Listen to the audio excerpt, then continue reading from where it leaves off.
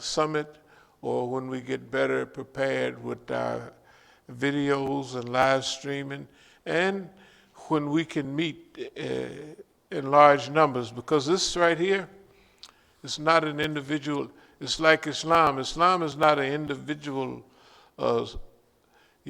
thing. It's a collective thing. You can do Islam by yourself, but it's 27 times better when you pray in Jamaat than when you pray by yourself. I'd just like to start by reading a ayat and Islam's relation with the subject of climate change and the Muslim responsibility. Do not the unbelievers see that the heavens and the earth were joined together as one unit of creation? Before we clove them asunder, we made from water every living thing. Will they not then believe? You know, a lot of Muslims miss this ayat, but we know the theory of the Big Bang theory, right? And the expanding universe. And we know the modern ideas about black holes or planets being sucked and drawn in and concentrated in what they're calling black holes. But now, if you look at this ayat, do not the unbelievers see that the heavens and the earth were joined together as one unit of creation? Before we clove them asunder, before we exploded it.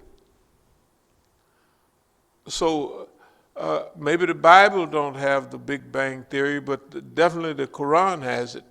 It's right here. It's just, and we read right past it a lot of times because it uses ancient words like clove asunder. You know, if they say exploded, people would get it better.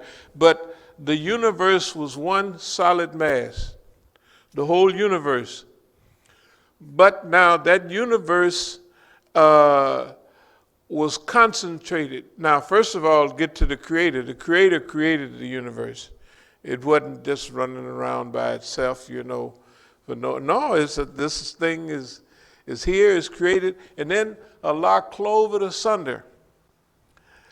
I don't want to stray, but there's the idea, and then created everything from water. So every living thing, that's what it says, is water-based. You know, even our bodies, everything that we see is water-based. And the planet itself is 72%, 78%, something of water. So Allah subhanahu wa ta'ala have told us the origins of creation. Now they have also the theory about the collapsing universe, that it'll eventually collapse again into another black hole or what have you, and then bam, it'll maybe explode again. Now, since the Creator has been here all the time, we don't know the subject of walas by the time that Allah subhanahu wa ta'ala created time. You know, time didn't exist. That was a time when there was no time. I don't want to get off too philosophical, but that was a time when there was no time. And Allah created time. And you could tell in the Quran to keep check on the days and, and the months and the years. So this is what Allah subhanahu wa ta'ala say. And now, we would like to get into the program technically. If anyone travels on a road in search of knowledge, Allah will cause him to travel on one of the roads of paradise. The angel will lower their wings in their great pleasure with one who seeks knowledge.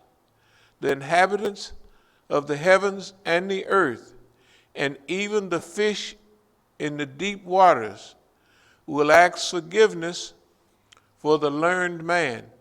These are the hadith dealing with knowledge and the learned man. we know the main one that we are, that one knowledgeable man is more valuable than 1,000 common worshipers. You know, some hadiths say ignorant worshipers, but it don't mean that. Good worshipers, it's just but one knowledgeable man is harder on shaitan, right, than 1,000 worshipers. It also goes on to say, verily Allah subhanahu wa ta'ala, his angels and the dwellers of the heavens and the earth, and even the ant in the hole and the fish send blessings upon the preacher of good to the people, the preacher of good to the people. Of course, we get to the idea of climate improvement, you know, making a better world. You know, the biggest sewer in the world is now the oceans. And when you look, when you listen that fish are dying of starvation because they're eating little plastic in the ocean. And then they feel full, but they don't have nothing in themselves but plastic. Camels are out, the ones in the desert, that big hump on their back, and sometimes it's held in their stomach. They're eating plastic now. You know, the plastic that get blown in trees or in bushes. They're eating that. And they take a lump out of the camel sometimes several pounds, or actually many kilos. They're eating that plastic, but it don't digest well. So it concentrates. So they have all of these theories about there's these little microplastics floating all around in the ocean.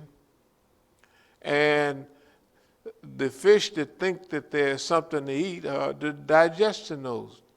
The coral reefs, the Great Barrier Reef, all of those great reefs that used to be full of color and what have you are dying. I mean, all of this because of humanity. So we see that the world that we're living in and the new administration, I want you to look at the new administration that they have. They haven't even mentioned climate control. I mean, they've mentioned it, excuse me, a little bit. But we're in a situation now to where this takes drastic action. We're in a drastic situation, right? And everything that we do adds and piles on more and more and more. And the process that we're going through on the earth is accelerating more and more and more. And now the common people are gaining knowledge, but the common people also need a mechanism, a structure or organization, a change in life.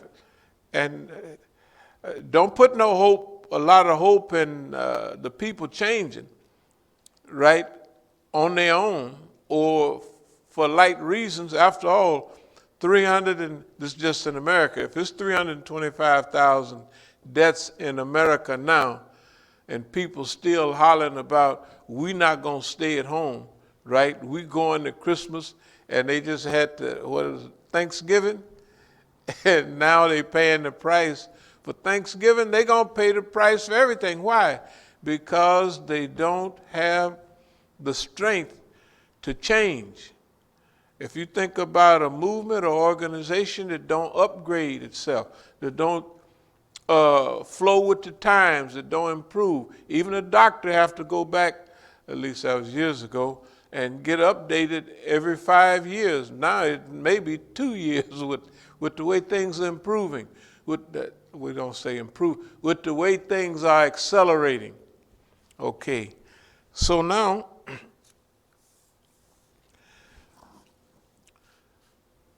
Sabbih isma rabbikal a'la alladhi khalaqa fasawwa alladhi qadara fahada. So this is glory and sanctity and proclamations to Allah, to proclaim Allah's sanctity, to glorify Allah. Sabbih isma rabbikal a'la. Rabb We'll talk about this concept of Rab in a minute or two. But it says that Allah, in the name, glorify the name of Allah, the most exalted. He who created and perfects and makes things, and he who formulates and guides things. And that means he develops the capabilities of all things. So the earth was created, right, with the ability to cleanse itself. When I was younger, all the water that ran in streams, or when I was in California, we used to be up in the hills a lot, and you could see the snow in the hills up near Reno and all of that, and that melted snow would come down through streams. Fresh fish in the streams. We'd swim in the streams. We'd also would drink the water. Normally, we just drink the water. It was fresh and cold, and we drank the water. You know, it was automatic. In fact, you know, people drank water out of streams and lakes all the time before. We just started getting this so-called purified water and all this just recently. Water just started coming out of faucet, you know, 150 years ago. Before that, you just went out and carried your bucket, or you had a pump like we did in front of our house in the country, and you just pumped the water. That's the way, you know, that's the way you got things.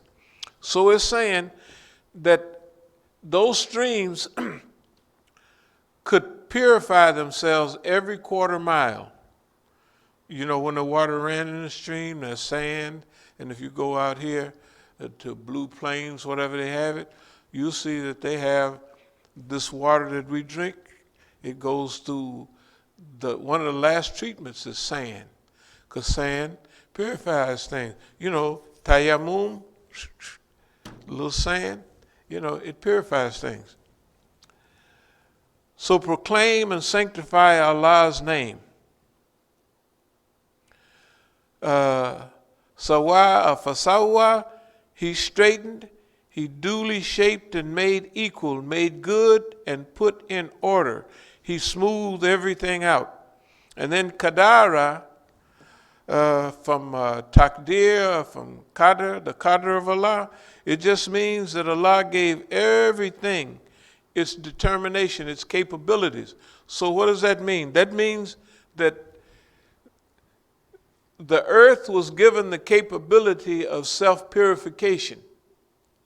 When you go back in time before chemicals and all of that stuff, and before plastics, which wasn't long ago, no matter how filthy water got, just the water sitting in some pool or somewhere, it became polluted.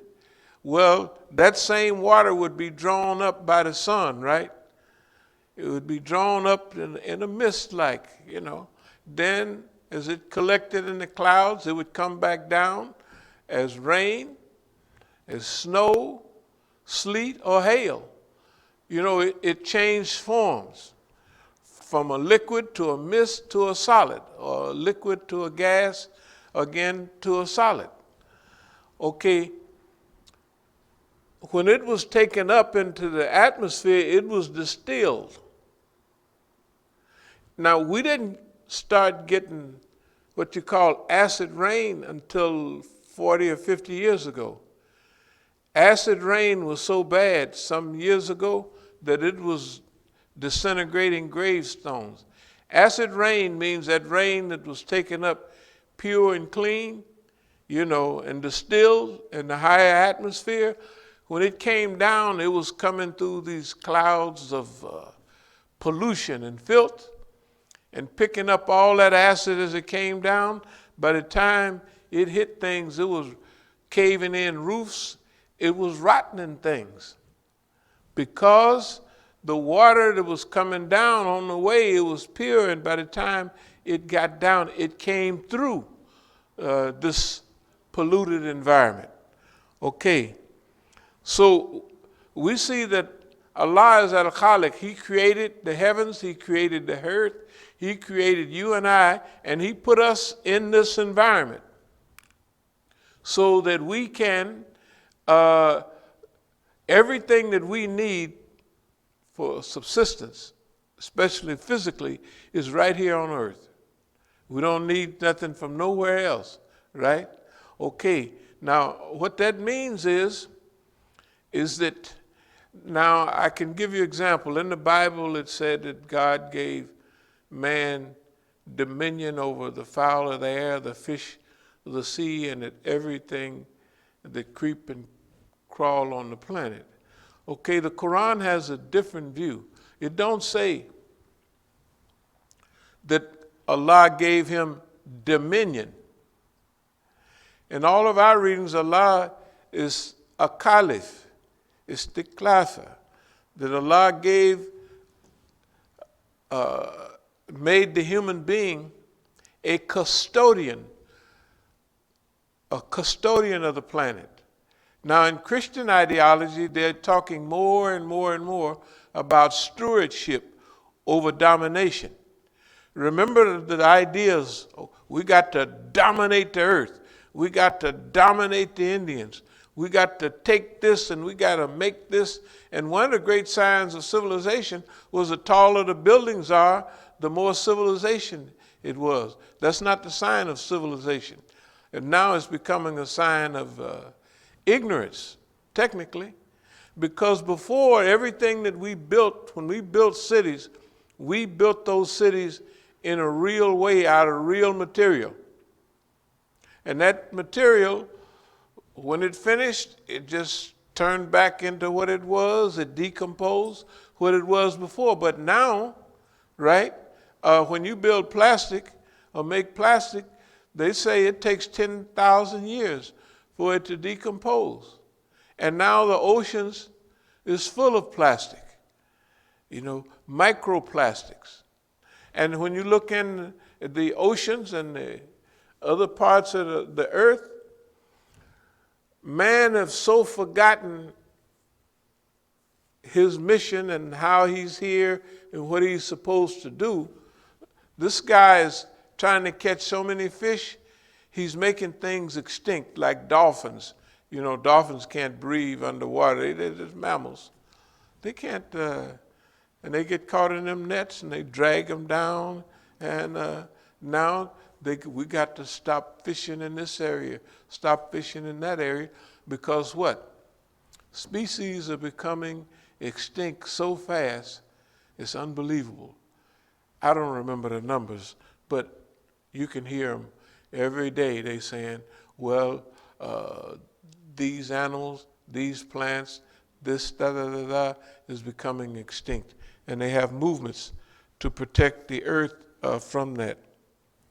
By the fig and by the olive and by the mount blessed, and by this city most secure and peaceful, we have indeed created man in the best of molds.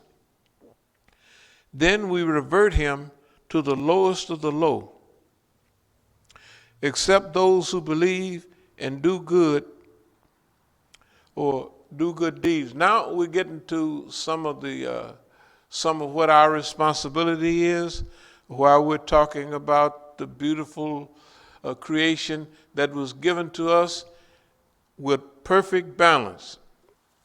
Balance and justice. Mizan, when you look at justice, you'll find Mizan. When you look at balance, you'll find Mizan. The scales that weigh us on the day of judgment, they're from Mizan, because there's a balance. What did we talk about generations ago? The earth had perfect balance. The earth had perfect balance because it was created that way by Allah subhanahu wa ta'ala. And now this is saying, we have indeed created man in the best mold, the best shape, the best taqweem.